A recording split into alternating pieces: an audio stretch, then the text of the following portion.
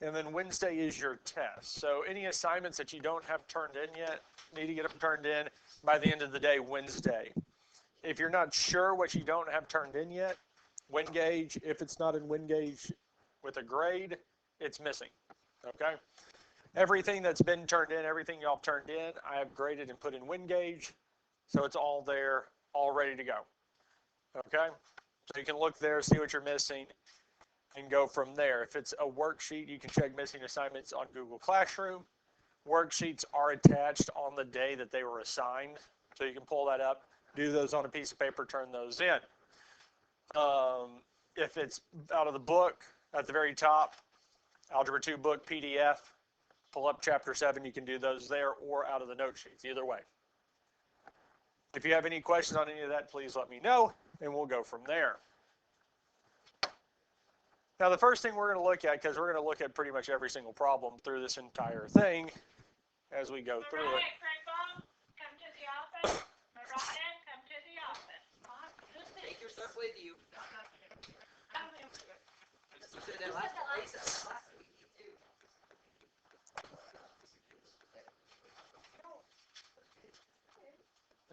Okay. You need to step out, just let me know. Or you can just step out, okay? So, first thing we're going to look at is problems 1 through 9. They'll determine whether each of the following is direct, inverse, or neither. Direct variation, inverse variation, or neither. Now, with direct variation, we had two main ways to write it. Y is equal to A times X.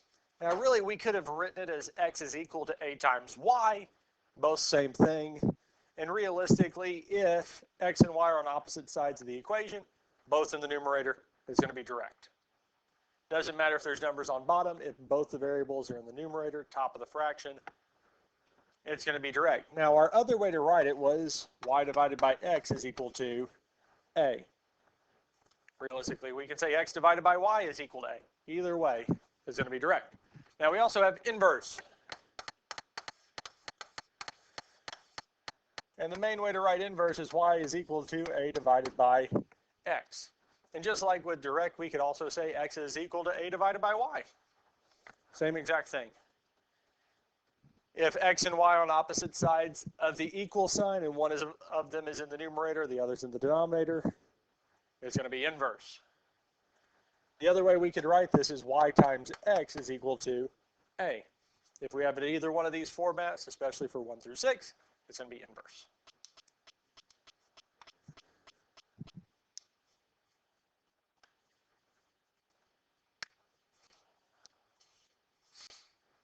So, when we look at 1 through 6, we're just going to say direct, inverse, or neither. So when we look at number 1, it would be, it is going to be direct. It looks like it could be inverse, but it is direct because if we look at X and Y, both of them are in the numerator, it's the top of the fraction. Really doesn't matter where the 8's at, but it would be direct because another way we can write this is Y is equal to 1 over 8 times X. Be the exact same thing.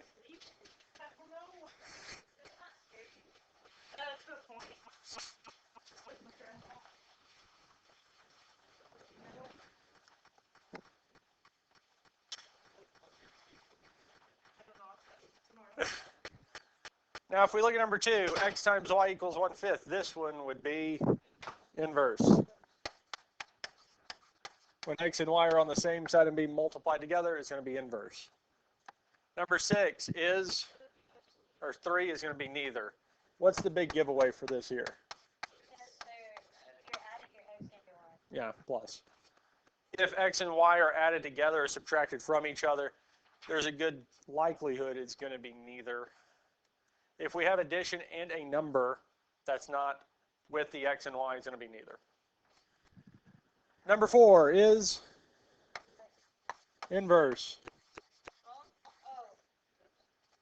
Because we do have Y in the numerator, X in the denominator, set equal to each other, so it's inverse. Number 5 is inverse. Actually, incidentally, it looks exactly like problem number 2. So it's inverse. And the last one, number 6, is neither. And again, the giveaway is that we're y plus 1. We have something being added to it. And again, for any of these direct or inverse, what is the bare minimum we need? We need an x and a. So if we just have 1 in terms of x equals 7, it's going to be neither. We need x and y. Any other questions on 1 through 6? 7, 8, 9. Again, we're still determining direct, inverse, or neither. But this one here specifically, it's direct if y over x is equal to a. And it's going to be inverse if x times y is equal to a. Because direct and inverse have a constant rate that they're changing from one number to the next. So if we divide the y and x and get a constant number every single time, it's direct. If we multiply them together and get a constant number, then it's inverse. And if neither one of those work, then it is neither. And it doesn't matter which one we start with first. So we could do 16 divided by 4. We can check number 7 if it's direct by dividing. 16 divided by 4 is 4. 11 divided by 5 is 2.2. Those are not the same, so we know it's not direct.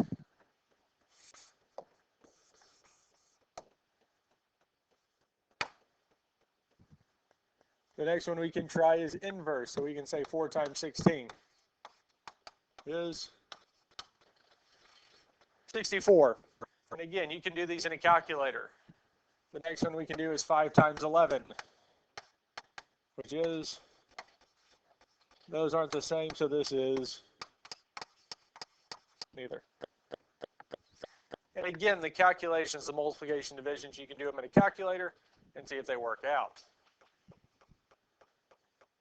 Any questions on number 7?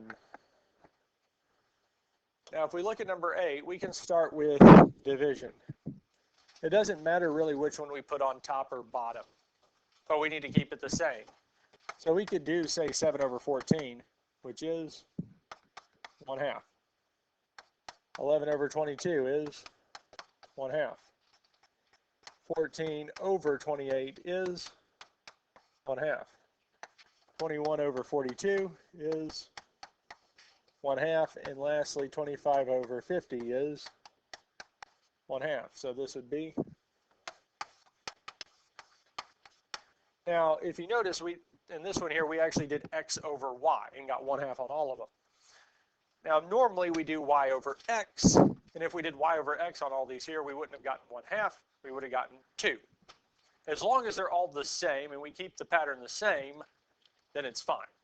So we can do x over y on all of them and see we get 1/2 on all of them. Or we could have done y over x and got 2 for all of them, which would also still been direct. Wouldn't matter which. As long as you don't do the first one as x over y and then do the next one as y over x and keep flipping back and forth. As long as you don't do that, you should be good. Now, if we look at the last one here, so we can do 29 over 2, y over x is 14.5. I've done these a few times today, so we get this here for direct. Now, the next one we have is 14.5 over 4. We really don't even need to calculate this because we know they all need to be the same, and there's no way we're going to divide 14.5 by 4 and somehow magically get back to 14.5. It's just not going to work. So we know this here is not direct. So we can try inverse. So we can say 2 times 29 is 58. Then we can do 4 times 14.5, which is 58. Then we do 8 times 7.25, which is 58. Then we do 16 times 3.625, which is 58. Then we do 24 times 2.416, with the 6 being repeated, and we get 58. And the last one is 58, approximately. I couldn't actually write the whole decimal out because it gets a little weird. But this here is inverse. Really, I should just remove that last one from it and the rest will work out just fine.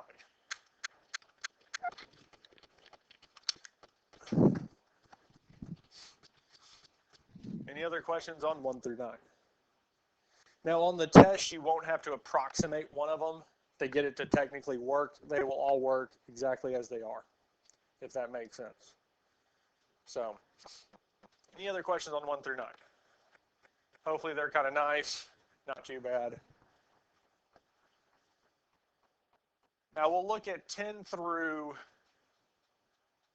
13 next, simplifying. Whenever we simplify these here, we need to factor the numerator and denominator as far as possible and then simplify out like terms. Now the numerator, 2x squared, is as simplified as it gets. It's a monomial, it's one term. That's as simplified as it gets. Now the denominator, the first thing we always need to look for any of these when we factor is a greatest common factor. And here they have a greatest common factor of x. And if we factor it out, we're left with 3x minus 4. And at this point here, we need to simplify out anything in common. Well, we do have an x on top and bottom. The one on bottom cancels out with one of the ones on top, leaving us with 2x over 3x minus 4. And that's as simplified as it gets. Now, I will tell you this, on the test, I'm not going to be asking for restrictions on any of the problems. However, when we solve with restrictions, or if there are restrictions or training solutions more specifically, having the restrictions for those would be nice because then we can know what the extraneous solutions will be and we don't have to technically plug them back in. So, for when problems like number 10 show up on the test, we don't have to list the restrictions out. I did list them out on the answer key, but you don't have to do that on the test. Any other questions on problem number 10? We're going to skip over problem 11 because there's not going to be one of that difficulty or specific type of factoring on the test. I put it there just again so that y'all can have a refresher on that kind of factoring, but I did not include factoring by grouping the denominator or difference of perfect fourth degree powers on the test. So we're going to skip over that for now. I am going to look at number 12. However, you're not going to have a difference or sum of perfect cubes on the test, but it's still good to look at. Now, the difference of perfect cubes for this here ends up factoring to x minus 3 times x squared plus 3x plus 9. Since it's not technically on the test, I'm going to go on and give you what it is. And we're mainly going to focus on factoring the numerator. So we look at x squared minus 7x plus 12. There's not a greatest common factor. Kind of one of the giveaways for that is that x squared, there's not a number in front of it. And all three terms don't have a variable, or the same variable in them, so there's no greatest common factor. So we do two sets of parentheses with three spaces. Since the 12 is positive, the signs are the same and match the sign of the middle term, negative and negative. Factors of x squared are x and x. 3 and 4 would be our factors that we want, yes. Because that would give us a middle term of negative 7, and it will give us something in common on top and bottom. And now that we have it factored, we can cancel out the x minus 3 and x minus 3, leaving us with x minus 4 over x squared plus 3x plus 9.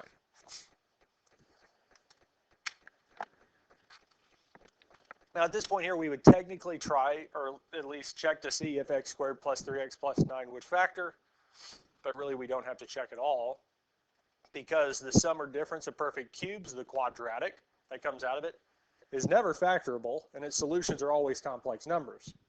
So that means two things. One, well, obviously it doesn't factor. And two, it's never going to cross the x-axis. So x squared plus 3x plus 9 will not have any restrictions applied to it because it can't be 0. And the only restriction would come from the x minus 3, which would be positive 3. But we don't have to worry about either of those cases. And that there is our final answer. Any questions on this one here? Let's look at number 13. X squared minus 4x minus 12 over x squared minus 4. And again, numerator, denominator, there's no greatest common factor. We don't have to worry about it. Now, the first one I factor is the one that I see the factors the easiest, which I feel in this case is the denominator, the x squared minus 4, because it is a difference of perfect squares. Exactly, x plus 2 and x minus 2. Again, I always like to start with the easier one because it gives us an idea of what one of the other two factors is going to be. So the numerator, x squared minus 4x minus 12, no greatest common factor. Since the 12 is negative, our signs are opposite.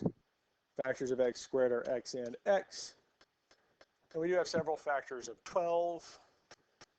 But 6 and 2 are going to be the ones we want. And since the middle term is negative, we want the bigger term to be negative as well. And really that works as long as x is 1 and 1. We can do the same with just seeing which one's going to be multiplied to give us a bigger term.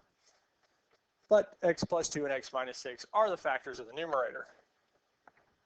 And our like terms this time are x plus 2 and x plus 2, leaving us with x minus 6 over x minus 2. And that is it. Any questions over this here? All right. 14 through 25, perform the following operations. 14 and I think it's 18 or 19. Multiplying monomial rational expressions. Monomial rational expressions, numerator and denominator. Top and bottom of the fractions only have a term. We don't have any addition or subtraction. With these here, the first thing I would do is just multiply the numerators, multiply the denominators, and then simplify from there. That's the way I see it. It's kind of easiest to work. In the numerators, the only number we have in either is 4. So we can just put it down. Same with the denominators. It's going to be 8. There's no other number in the numerators, tops of the fractions that multiply together, or the bottoms. And we can look at the variables. So in the top, we have x in the first one. We don't have any x's in the second one, so it's just going to be x. Y, on the other hand, we have y to the third times y. When the bases are the same, we add the exponents. So 3 plus 1 is 4. So we have y to the fourth on top. In the denominator, we do have our 8, but we have x squared times x. 2 plus 1 is 3, so we have x to the third. And then we just have y. Now we do need to simplify. The first thing we can simplify is the 4 over 8, which simplifies to 1/2, 1 over 2. I don't always immediately write the 1 in, just in case there's other terms. Because if we have anything else left on top, that will satisfy. We don't have to write the 1 in specifically. Now the next thing we'll do is x over x to the third. Whenever we have like bases being divided, we subtract the exponents. So we're doing 3 minus 1, which is 2. And since it's bigger on bottom, it'll stay on bottom. Or really what we're saying is I have 1x on top, I have 3 on bottom. That 1 on top will cancel out with 1 on bottom, leaving 2 on bottom, x squared. So we have y to the fourth over y. We have 4 y's on top, 1 on bottom. One of them will cancel out, leaving us with y to the third on top. Or we can say 4 minus 1, which is 3. And since it's bigger on top, it stays on top. And that is it. Questions on number 14? Let's look at number 15. When multiplying these polynomial rational expressions, we need to factor first before we multiply them together. And I always start with the ones that are easiest to factor. And that'd be the two denominators, x minus 1 and 2x. 2x is a monomial, a single term, so it's as simplified as it gets. X minus 1 is as simplified as it gets. There's nothing we can do to either one. So we can look at the numerators, the tops of these fractions. X squared minus 4x. X squared minus 4x has a greatest common factor of x that we can factor out. When we factor an x out of x squared, we're left with x minus 4. When we factor x out of 4x, we're left with 4. Now we can factor the other numerator, x squared plus 3x minus 4. Since we have the minus 4, the signs are opposite. The factors of x squared are x and x. 4 and 1, and the 4 is positive, the 1 is negative. And we can get there from different angles, but 1, the middle term needs to be positive, so we'd want the bigger number positive. Or we know one of the denominators is x minus 1, so it'd be good to have an x minus 1 so that they would cancel. Now, we could rewrite it as x times x minus 4 times x plus 4 times x plus, or x minus 1 over 2x times x minus 1. But we know they're just all going to go together, and the x minus 1 and x minus 1 will cancel. We also know that the x over x will simplify to 1, leaving us with x minus 4 times x plus 4 all over 2. And that is it.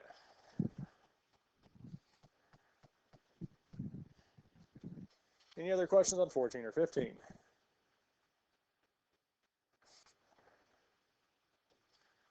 Let's look at 16 and 17. And again, with 16, we need to factor these. And out of the 4 expressions we need to factor, the 2 numerators are a close tie on which one's going to be easier to do first.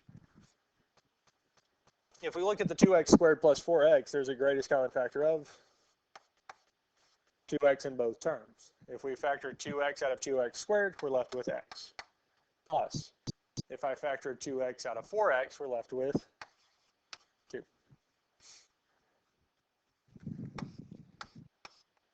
So we just had a greatest common factor of 2x. Partially we know that because x plus 2, the degree is 1. There's no other way to simplify it from there. Now the next easiest one is the x squared plus 3x minus 4. 1, it's not too bad to factor, and 2, we literally just factored this not 2 minutes ago. Since the 4 is negative, our signs are opposite. Factors of x squared are x and x. And we're still using 4 and 1 with the 4 positive and the 1 negative. So even on the test, that might be something to pay attention to, because if we factor it once and it shows up again, it should factor the same way. Now we just have the denominators. I'm just going to start with x squared plus 4x plus 4. Since the third term is positive, the signs are the same and match the sign of the middle term. We have plus and plus. X and x, 2 and 2. It'd be very tempting to say 4 and 1 because we do have an x plus 4 in the numerator. But if it was 4 and 1, the middle term would not be 4, it would be 5. Yes. And the last one. Yes, x minus 3 and x minus 1. Since third term's positive, signs are the same, negative and negative, x and x for x squared and 3 and 1. Now we can multiply them together and simplify what's in common on top and bottom. So the x, one of the x plus 2's will cancel out with the x plus 2 on top. Only one of them will. And the x minus 1 will cancel with the x minus 1, leaving us with 2x times x plus 4 all over x plus 2 times x minus 3.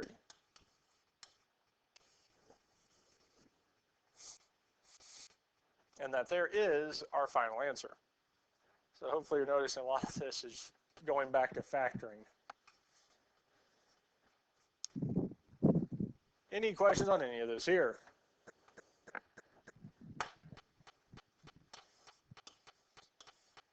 Now with the next one, since the denominator is not written, it's understood to be 1. And just as a reminder, if the numerator simplifies, everything simplifies out, we have to put it back in as 1. However, if the denominator simplifies out completely, we don't have to put it back in as 1. Division of 1 is understood. Dividing something by 1 is not understood. Now, we can pick which one of these 3 we do want to factor. However, I would factor x squared minus 16 first because it is a difference of perfect squares, which will tell us that we have x minus 4 times x plus 4. X squared is x and x, 16 is 4 and 4, and we have our plus and minus. Now, neither of the numerators have a greatest common factor to pull out, so we can go on and do our parentheses. If we look at x squared minus x minus 12, third term is negative, so our signs are opposite. Factors of x squared are x and x. And the factors of 12, yes. 3 and 4, and which one's positive? 3, yes. 4 is negative because we need a negative middle term, so we get these here. Now, if we wanted to, at this point, the x minus 4 and x minus 4, we can, so they're already gone. And the other one, negative 8, opposite signs, factors of x squared are x and x. Yes, 4 and 2, the 4 would be positive, 2 is negative. Multiply them together, and x plus 4 and x plus 4 will cancel out, leaving us with x plus 3 times x minus 2.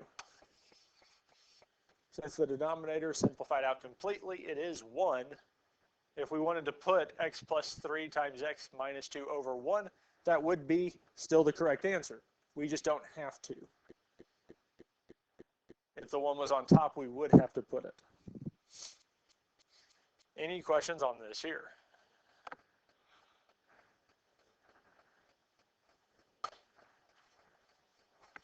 Number 18 and 19 are both division.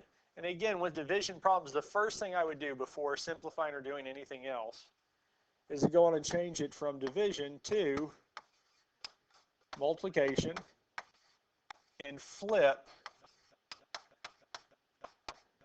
the second term.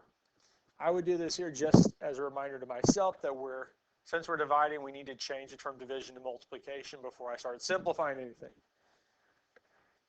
I'm not saying that it would happen, but there is a chance that if you start factoring, you might forget to flip it and just go on and multiply and simplify, which unfortunately would give you the wrong answer. Now that we have it changed to multiplication and we just have single terms in both, we can multiply. Now the first thing we would do is 32 times 8, which is 256, I believe. 32 times 8 is 256. So we get that there. X to the third times x to the fourth is x to the seventh. Like bases, we add the exponents times y. And the denominator, y to the 8th times y to the 7th is y to the 15th.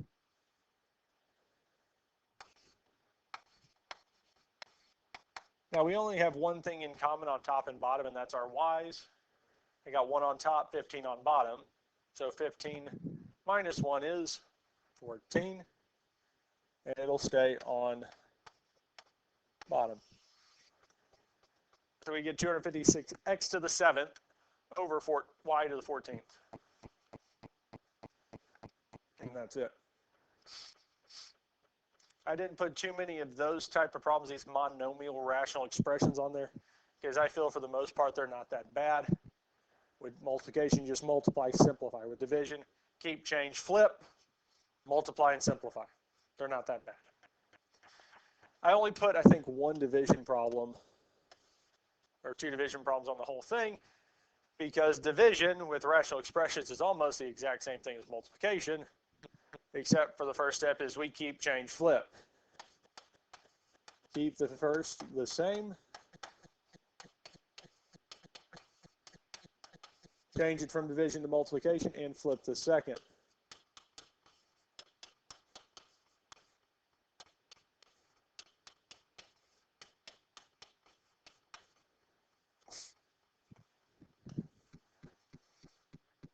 Now at this point here we can factor, and really between these 4 quadratics, difficulty-wise, they're all about the same. There's not one that's any easier than the others. So we can start off with x squared minus 3x minus 40. Since the third term's negative, our signs are opposite. Factors of x squared are x and x. And out of all the factors of 40, because we got 1 and 40, 2 and 20, 4 and 10, 5 and 8, we're going to use 5 and 8, and the 8 would be negative, 5 would be positive, because we need a negative 3. X is the middle term. I'm going to go on and do the denominator of this one.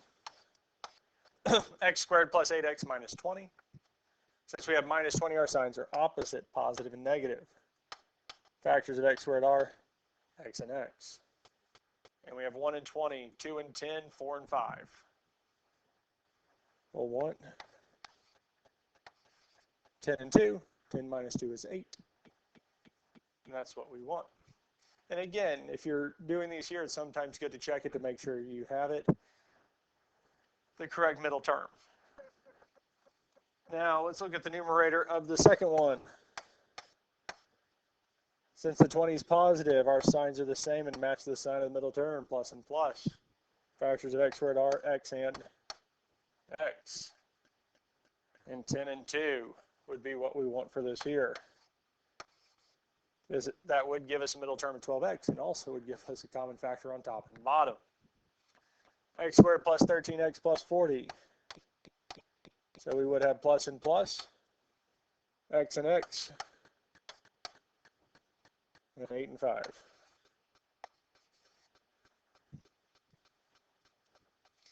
Now we can multiply them together and simplify what's in common on top and bottom.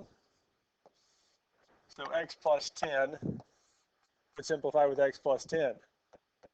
X plus 5 would simplify with x plus 5, leaving us with x minus 8 times x plus 2 over x plus 2.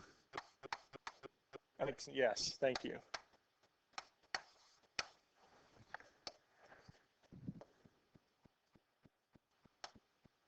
Seems my brain took a little vacation there for a second. X minus 2 times x plus 2. And I think there was one similar to this on the homework where our last 2 factors on top and bottom were almost the exact same, except the signs are different. Any questions on this here?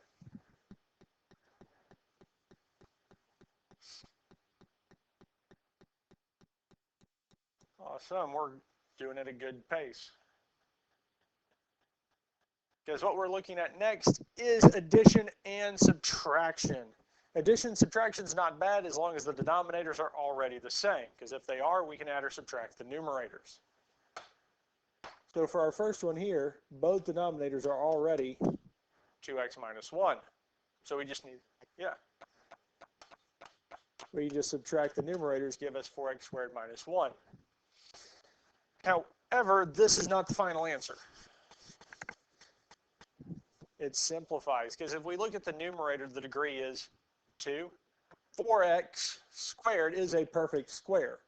1 is a perfect square, and they're being subtracted, so it is a difference of perfect squares. So we will indeed have plus 1 minus 1. And 4x is going to be 2x and 2x. Because 4 is a perfect square, it's 4 times, or not 4 times 4, that'd be 16. 2 times 2. And x squared is a perfect square, it's x and x. So 2x times 2x is 4x squared. In the denominator, we have 2x minus 1.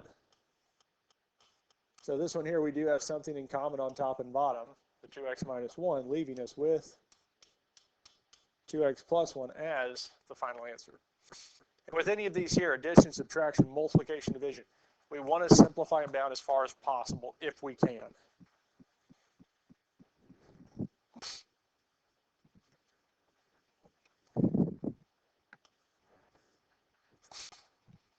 Any other questions on 20? 21.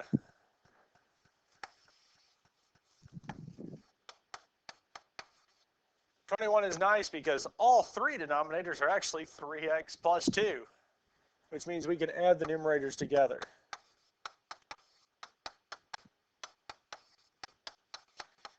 Now, since we are adding all three of these together, both of them are addition, we can just add them together. If one of these is subtraction and we have two terms on top or more than two terms, we do need to be careful with the negative sign with the subtraction to apply to everything in that rational expression. But with addition,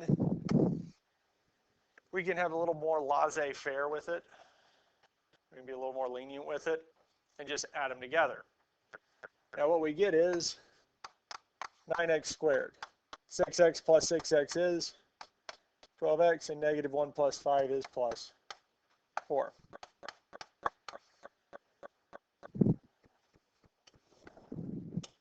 The degree of the numerator is 2, so there's a good chance it factors.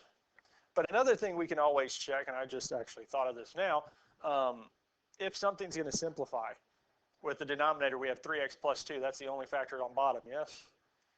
Is 3x a factor of 9x squared? Is 2 a factor of 4? So if it does factors, is there a good chance that something would simplify? Yeah. Now, I'm going to change it a little bit. I'm going to rewrite it back in. Now, if this had been 4x plus 2, we do have a greatest common factor of 2, but 4x is not a factor of 9x squared. So there's even if it did factor, it wouldn't make a difference. Or here we'd factor the 4 out, so there's a good chance. Or let's just do a better one. Let's say 5. 5x, no greatest common factor between it and 2. And there's no way it's going to factor with 9x, so it wouldn't simplify at all. But either way, it's still good to factor the numerator if it is factorable.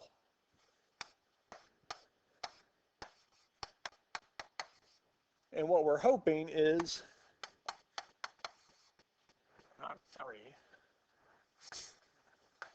that one of these is going to be 3x plus 2, because if it is, it will cancel with the denominator. Now, if we look at the numerator, since the third term's positive, the signs are the same and match the sign of the middle term. Factors of 9x squared, well, x squared will have x and x. 3 is a factor of 9, but its other factor is 3. Because 9 is 1 and 9 are 3 and 3, so we'll use 3 and 3. Factors of 4 are 1 and 4, or 2 and 2. So it actually worked out 9x squared plus 12x plus 4 is a perfect square trinomial, meaning it's multiplied by itself. These two will cancel, leaving us with 3x plus 2. Any questions on this here?